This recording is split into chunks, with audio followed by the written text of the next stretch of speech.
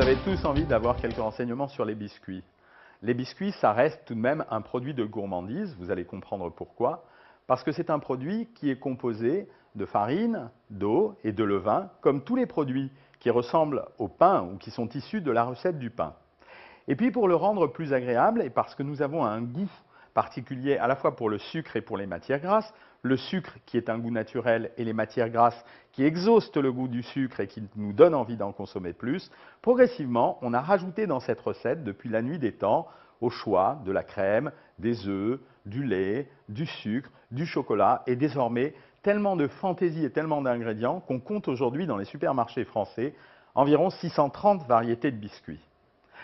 Quand vous consommez un biscuit, n'ayez pas mauvaise conscience, mais il faut que vous sachiez comment le consommer. Le biscuit étant un mélange de sucre, d'œufs, de crème, de lait, avec les produits classiques à ceux du pain, il faut que vous sachiez qu'en fait, vous allez consommer en quelque sorte un peu comme du pain, enrichi avec des matières grasses ou du sucre. Et c'est des quantités de matières grasses et de sucre qui ont été mises que vont découler les particularités nutritionnelles de chacun de ces biscuits. Pour vous repérer, sachez qu'en moyenne, les biscuits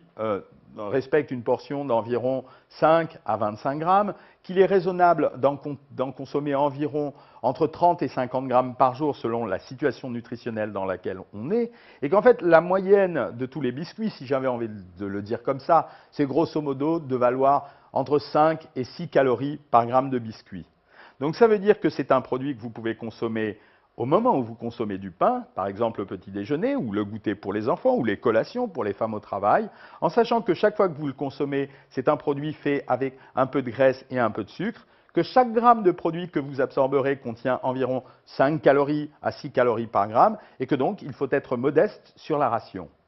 Aujourd'hui, à l'intérieur des biscuits, vous avez deux classes. Le biscuit traditionnel, les plus gras sont en général ceux qui contiennent du chocolat. Et les plus maigres, contrairement à ce que tout le monde pense, sont ceux qui contiennent du sucre ou de la confiture, comme par exemple les petits biscuits fourrés à la confiture, ou bien des boudoirs tout simples qui ne contiennent aucun ingrédient, en opposition à ceux qui sont très riches en chocolat, soit parce qu'ils sont enrobés, soit parce qu'ils le contiennent à l'intérieur. Et puis vous avez une deuxième variété de biscuits qu'on appelle les biscuits diététiques. Ce sont simplement des biscuits qui ont des particularités nutritionnelles. On peut par exemple être un biscuit diététique parce qu'on est enrichi en magnésium, parce qu'on va mettre beaucoup de produits céréaliers complets à l'intérieur. Mais ça ne signifie pas qu'il est moins calorique pour autant. Seul le fait de voir sur une étiquette la valeur calorique du biscuit vous permettra de savoir sa quantité en calories et sa teneur en lipides et en glucides.